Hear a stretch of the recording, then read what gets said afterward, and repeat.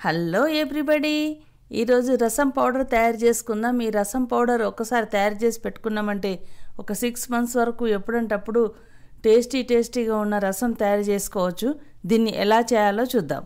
First ఒక pan పెట్టేసుకొని, pan వేడైంది, 1 కప్ కందిపప్పు వేసుకోవాలి. మీడియం ఫ్లేమ్ పైన మంచిగా వేయించుకోవాలి. ఎక్కువ మాడనివ్వద్దు. దీన్ని చూడండి, ఇలా దోరగా వేయించుకోవాలి. ఇలా వేయించిన కందిపప్పును తీసి పక్కన పెట్టేసుకోవాలి. ఇప్పుడు అదే పాన్లో 1 టేబుల్ స్పూన్ బియ్యాన్ని వేసుకోవాలి. బియ్యం కూడా మీడియం ఫ్లేమ్ పైనే వేయించుకోవాలి. చూడండి, బియ్యం కొంచెం కలర్ మారింది, ఇలా కొంచెం వైట్గా అవుతాయి. అయిన తర్వాత ఇవి కూడా తీసి పక్కన పెట్టేసుకోవాలి. ఇప్పుడు 1/2 కప్పు ధనియాలు, ఈ ధనియాలు కూడా మీడియం ఫ్లేమ్ పైనే వేయించుకోవాలి.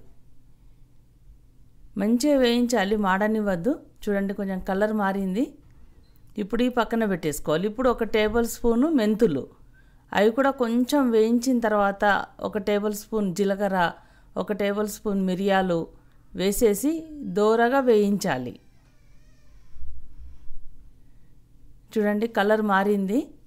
ఇలా వేయించిన తర్వాత ఇవి తీసి పక్కన పెట్టుకోవాలి. ఇప్పుడు ఎండుమిర్చి, ఒక 10-15 ఎండుమిర్చీలను ఇలాగే కొంచెం లైట్గా దోరగా వేయించుకోవాలి. ఆ తర్వాత కరివేపాకును కడిగి వాటర్ లేకుండా చేసుకొని ఇలా వేయించాలి. చూడండి, మంచిగా వేగింది. ఇది కూడా తీసి పక్కన పెట్టేసుకోవాలి.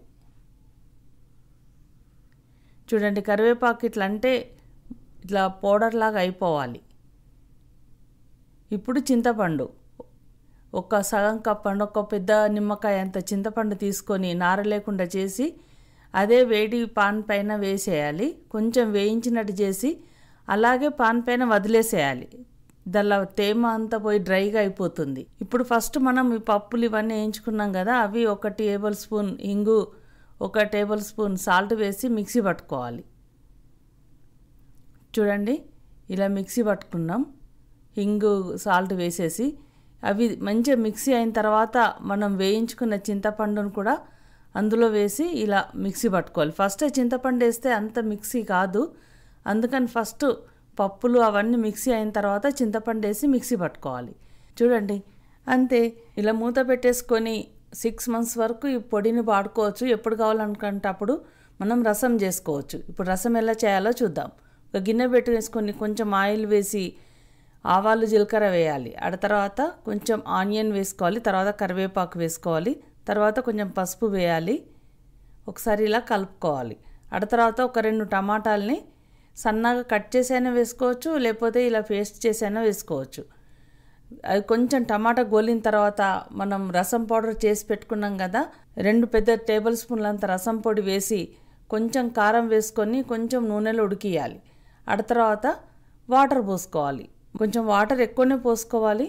ఇది చాలా మరగాలి. ఒక 15-20 నిమిషాలు మరిగితే మంచి రసం తయారవుతుంది. కొంచెం సాల్ట్ వేసుకున్నాము. ఇప్పుడు కొంచెం బెల్లం వేయాలి. ఆ బెల్లంతో మంచి టేస్ట్ వస్తుంది. కొంచెం తప్పకుండా వేయాలి.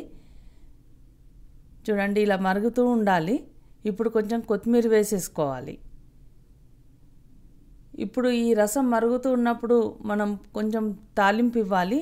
కొంచెం ఆయిల్ పోసి ఆవాలు వేసుకున్నాము. ఆ తర్వాత కొంచెం మినపప్పు, ఎండుమిర్చి, కొంచెం జీలకర్ర, మిరియాలు, కొంచెం హింగు వేసేసి ఈ తాలింపుని ఆ రసం పైన వేసేయాలి.